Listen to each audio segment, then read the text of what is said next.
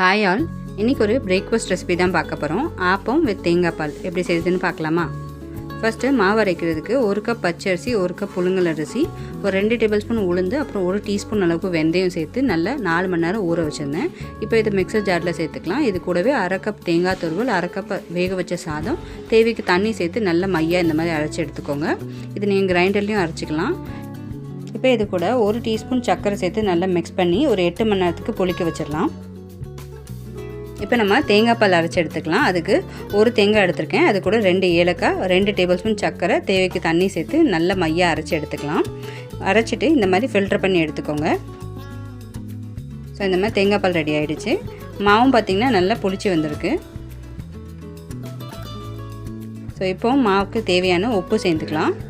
உப்பு 1 டீஸ்பூன் போட்டிருக்கேன். அது கூடவே தண்ணியும் சேர்த்து நல்லா மிக்ஸ் பண்ணி எடுத்துக்கோங்க.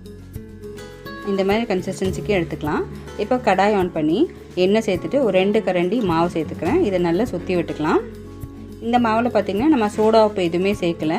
ஆனாலும் நல்லா நல்லா சாஃப்டான ஆப்பம் கிடச்சிருக்கு. இந்த மாதிரி ஓட்டையாக வந்ததுக்கப்புறமா 1 டீஸ்பூன் எண்ணெய் சேர்த்துட்டு நான் மூடி வச்சு ஒரு 5 நிமிஷம் மீடியம் டு லோ ஃப்ளேமில் குக் பண்ணிங்கன்னா நல்லா சூப்பரான ஆப்பம் ரெடி ஆகிடும்.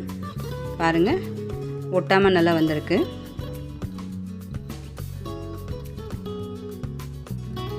ஸோ அவ்வளோதான், நம்மளோட டேஸ்டியான ஆப்பம் வித் தேங்காய் பால் ரெடி ஆகிடுச்சு. கண்டிப்பாக நீங்களும் ட்ரை பண்ணி பாருங்கள். இந்த வீடியோ பிடிச்சிருந்துச்சுன்னா do like, share and subscribe. Thank you.